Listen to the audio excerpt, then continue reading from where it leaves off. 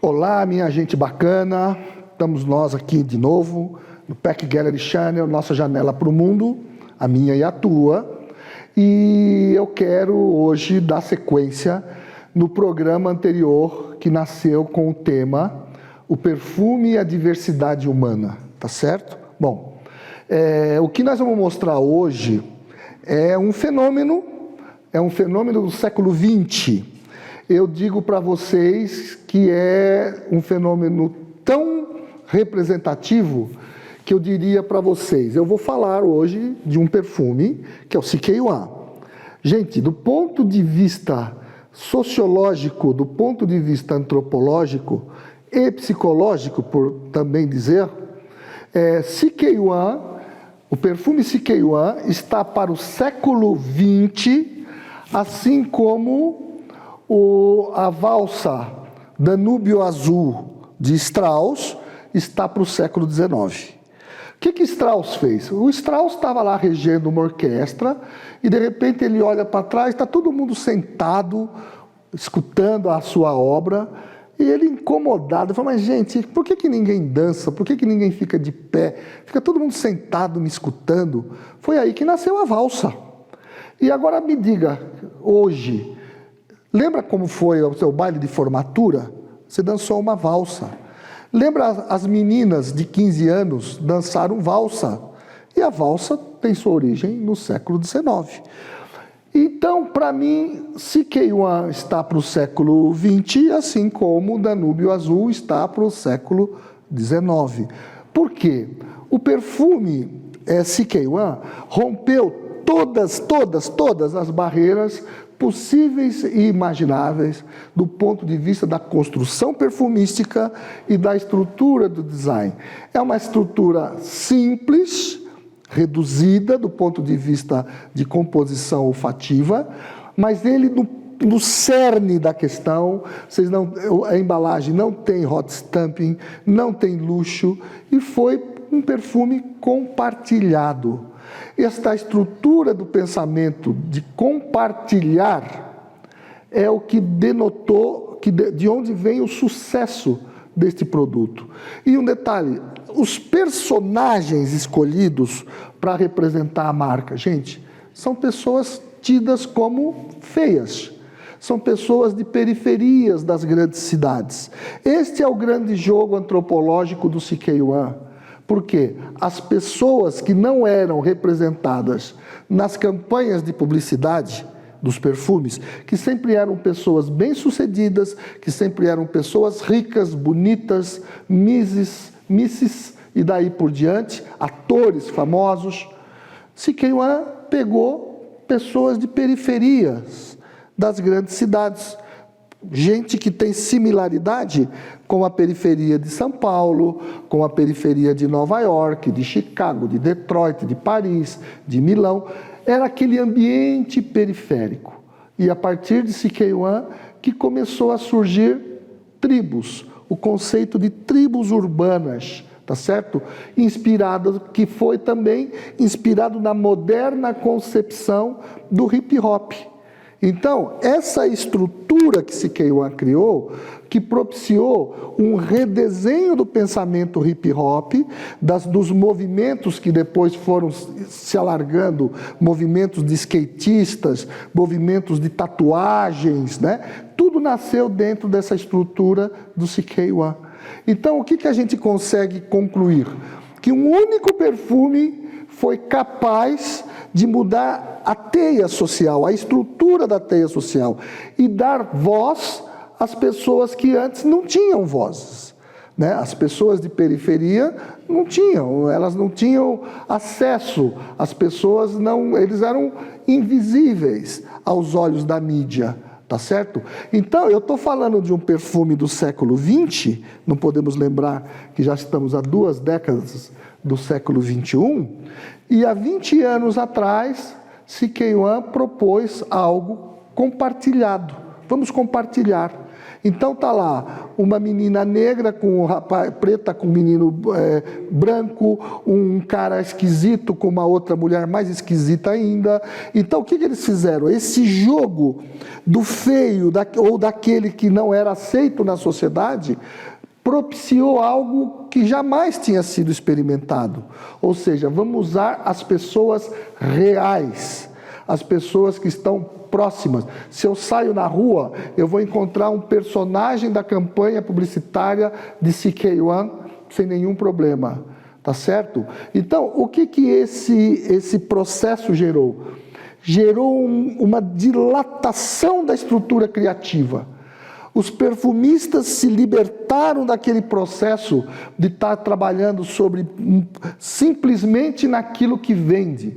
Porque o que amarra os perfumistas contemporâneos é que toda a estrutura mercadológica que rege o negócio fala assim, faça o que vende. Só que ninguém sabe o que vende antes de ser lançado. Então, quando foi feito o CK, na verdade, as apostas foram boas, é óbvio, mas do ponto de vista da estruturação social, da maneira como foi construído, ninguém podia imaginar o sucesso que foi. Absolutamente ninguém, ok? E uma das coisas que eu vou falar mais para frente, seguramente, é de onde vem o êxito, de onde vem esse sucesso. Vem de uma coisa muito simples, percepção. Perceber o outro, perceber as pessoas, tá certo? As pessoas têm que ser representadas, a sociedade ela tem que ser representada nos perfumes, nas campanhas, na estrutura olfativa, a engenharia olfativa, a construção olfativa. Então, hoje, o perfume, ele é um retrato vivo da sociedade, onde ele está inserido, ok? Eu vou usar uma devagação de Leon Tolstói. Leon Tolstói, um grande escritor russo, ele dizia o seguinte: você só é universal a partir da sua aldeia. Você só é universal a partir da sua aldeia. Alguns perfumes, porque eu difiro, o que é um perfume? Gente, todo perfume conta uma história. Não existe perfume de sucesso que não conta uma história. Porque o perfume que julgam ser perfume e não contou uma história, ele não é perfume, ele é perfumação. Perfumação é uma coisa, perfume é outra coisa. O perfume, ele resgata essa estrutura social. Vou dar um exemplo concreto para vocês. No Brasil, nós temos 5 macrobiomas. O bioma da Amazônia, o bioma dos Pampas, o bioma do Cerrado, o bioma da Caatinga e o bioma da Mata Atlântica. São os grandes biomas. Depois, obviamente, tem as subdivisões. Bom, toda marca de perfume que tentou não respeitar essa estrutura biomática não foi para frente. Por quê? Porque não contou a verdade, não falou a verdade para o consumidor. Exemplo típico é o Malbec. Malbec de Boticário está inserido no bioma dos Pampas. O que é o bioma dos Pampas? São as serras gaúchas, serras catarinenses, toda a estrutura da produção do vinho, aquele ambiente bucólico, meio europeu, meio com detalhes asiáticos. Eu consigo enxergar alguns cantinhos do bioma dos Pampas, principalmente nas produções de arroz. Eu consigo enxergar algo um pouco asiático, né? E é um bioma fantástico, e que o Boticário percebeu. Outras marcas não, mas ele percebeu e lançou o Malbec. Quando lançou o Malbec, aquilo foi um fenômeno, não só pelo processo criativo, mas pela verdade inserida dentro do perfume que respeita o seu bioma. O bioma dos Pampas é o bioma dos vinhos. E com isso, a verdade foi exposta, obviamente, uma estrutura criativa perfumística genial, e o produto virou um grande sucesso. Tá certo? Então, mais uma vez, qual foi a base do êxito? A percepção, a verdade e onde eu estou inserido. Quando Calvin Klein cria e desenvolve com sua estrutura criativa perfumística CK1, ele estava observando o quê? Ele estava observando toda a periferia de Nova York e percebeu que aqueles personagens não tão bonitos, não tão hollywoodianos, eles podiam transmitir alguma coisa para as pessoas das periferias de outras grandes cidades, assim como São Paulo, assim como Paris, assim como Milão, assim como Tóquio, porque existem japoneses representados na campanha. Observem as campanhas que eu estou mostrando no programa. Vocês vão identificar vários personagens comuns, como vocês observam. Quando vocês estão parados, gente que vem no farol pedir dinheiro, se você for analisar bem, a estrutura de quem está ali, não, obviamente nós não estamos falando de pessoas que estão vivendo num ambiente degradado, mas sim pessoas comuns.